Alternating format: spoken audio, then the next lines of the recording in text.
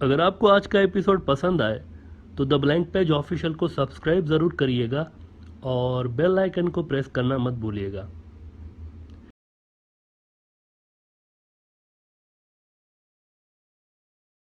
कुछ रोज़ पहले हमने बात की थी कि दुनिया में एक बहुत बड़ी जंग सर पे खड़ी है जो कि आलमी जंग में तब्दील हो सकती है, क्योंकि उसके अंदर बहुत सारे मुल्क इन्वॉल्व हैं, बहुत सारे मुल्क उसके अंदर शामिल हो चुके हैं, और वह है यूक्रेन की जंग। रूसी फोर्सेस पहले ही यूक्रेन के बॉर्डर पर लाखों की तादाद में खड़ी हैं जदीद असले समेत, और वह अमेरिका और वेस्ट से ये श्योरिटी लेना चाहते हैं कि नेटो, जो कि रूस के खिलाफ अमेरिका ने बनाया था, यूरोपीय इत्तेहादी मुल्कों को मिला के उनका फौजी अलायंस है, इसके यूक्रेन में ना आने की श्योरिटी रूसी जो है वो अमेरिकन और वेस्ट से लेना चाहते हैं। ऐसी श्योरिटी ना मिलने की सूरत में रूस यूक्रेन के अंदर घुस जाएगा, और फिर ये इशू आलमी जंग में, वर्ल्ड वार में इसलिए कन्वर्ट हो सकता है क्योंकि इसमें यूरोप के सारे अमरीकी इत्तेहादी नेटो की सूरत में मौजूद हैं। इसमें रूस है, इसमें अमेरिका है, बहुत से मुल्क इसमें शामिल हैं, और बहुत सारे और शामिल हो जाएंगे, जहां पर ऑलरेडी एक प्रॉक्सी वॉर्स जारी हैं। दुनिया के अंदर बेशुमार वॉर थिएटर्स ऐसे हैं जहाँ पे एक कोल्ड वार जारी है, अमेरिकन की और रशियन चाइनीज़ की। ये सारे के सारे जो कोल्ड वार वाले जो रीजन्स हैं ये एक्टिव हो जाएंगे एकदम से अगर यहाँ पर जंग हुई तो। ख़ास तौर पर मिडल ईस्ट के महाज वाले मुल्क जो हैं, मिडल ईस्ट में ऑलरेडी एक जंग चल रही है वहाँ पर, कोल्ड वार। नाउ इन सारे थ्रेट्स के बीच एक खौफनाक इंकशाफ ये हुआ है कि नेटो की फोर्सेस, जिनको यूक्रेन में आने से रोकने के लिए ही रूस यूक्रेन की सरहद पर खड़ा था ना, वो यूक्रेन में आ गई है पहले ही। ये इंकशाफ हो गया है कि नेटो वाले, वो श्योरिटी लेना तो दूर की बात है रशियंस की, वो नेटो वाले पहले ही आ गए। और रूस की सरकारी जो मीडिया है, रूस का सरकारी न्यूज़ आउटलेट है तास एजेंसी, ये कह रहे हैं कि नेटो वाले पहले ही हथियार डिप्लॉय करने लगे हैं यूक्रेन के अंदर। उन्होंने लिखा है कि Russia worried by NATO's deployment of weapons to Ukraine invite OSCE। वो कह रहे हैं कि हमें आसमान में कई अमेरिकी मिलिट्री के जो जहाज़ हैं वो नज़र आए हैं जो कि यूक्रेन के चक्कर लगाते रहे हैं, और रूसी ऑफिशियल्स कह रहे हैं तास न्यूज़ के बकौल कि we are alarmed by reports some member countries of NATO have stepped up the deployment of lethal weapons and military personnel to Ukraine. This week alone, several British military planes carrying guided missile systems have landed in Kyiv.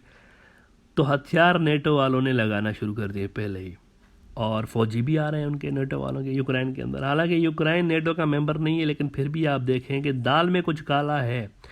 वो शायद Russians के concern सही थे, क्योंकि अगर ये NATO का member नहीं, लेकिन फिर भी नेटो इनको बचाने के चक्कर में यूक्रेन वालों को, ये रशियंस का एक सिंपल प्लान है कि हमारे और नेटो के बीच एक बफर होना चाहिए। वो यूक्रेन को एज अ बफर देखते थे, लेकिन अब चूंकि नेटो खुद ही आ रहा है इनको प्रेशराइज करने के लिए, अमेरिका है ना पीछे, गेम असल में पीछे अमेरिका का है कि अगर हमने चाइना और रशिया को एक साथ हम कर नहीं सकते मुकाबला, लिहाजा दोनों में से किसी एक को किसी एक फ्रंट पर इंगेज करना पड़ेगा। तो वो रशियंस को चेक लगाने के लिए वो उनके बॉर्डर्स पर नेटो को लाना चाह रहे हैं, और इसको रशियंस जो है वो रोकना चाह रहे हैं।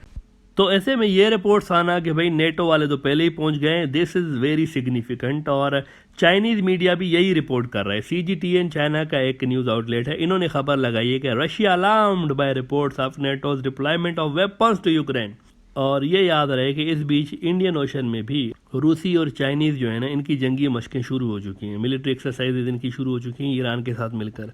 और ऐसा मुमकिन है वैसे, इट इज़ क्वाइट पॉसिबल कि यहाँ यूक्रेन में जंग शुरू होते ही उधर इंडिया चाइना या फिर ताइवान चाइना महाज पर भी मूवमेंट शुरू हो जाए। It is quite possible.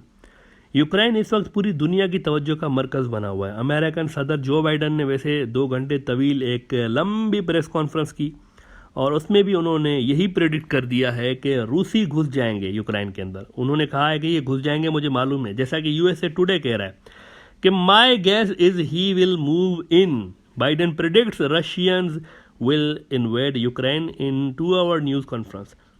तो लग रहा है कि अमेरिका भी क्लियरली वो महसूस कर रहे हैं कि क्या होने जा रहा है, और इसकी वजह यही है कि वो जो रशियंस जो उनसे मांग रहे हैं ना, अमेरिकन और नेटो वाले, वो एग्री नहीं कर रहे, वो देने को तैयार नहीं है। वो जो श्योरिटी रशियंस मांग रहे हैं, अमेरिकन देने को तैयार नहीं। अमेरिका ने फैसला कर लिया कि हम लोग नहीं देंगे इसको श्योरिटी।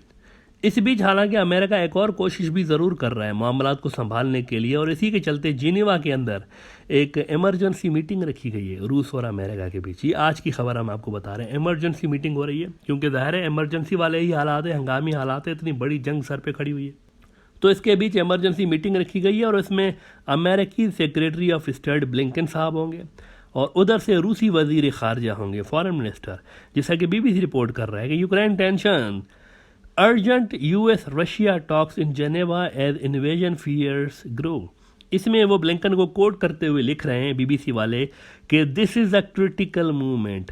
और हालांकि वो पहले ही कह रहे हैं कि उम्मीद नहीं है, ब्लिंकन कह रहा है मुझे उम्मीद नहीं है कि ये जो टॉक्स हैं ये कामयाब होंगे और इससे मसला हल होगा, लेकिन फिर भी हम देखना चाहते हैं कि क्या डिप्लोमेसी अब भी कोई अच्छा ऑप्शन है या नहीं है।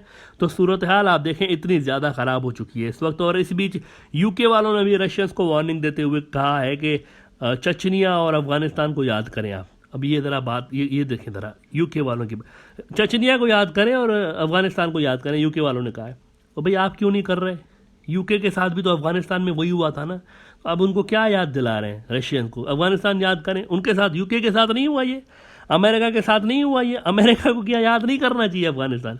लेकिन एनीवे उन्होंने कहा कि चचनिया और अफगानिस्तान को याद करें रशिया, और यूक्रेन में भी आपके साथ ऐसा ही होगा। अब ये यूक्रेन दलदल साबित होगा आपके लिए, रशियंस को वे कह रहे हैं।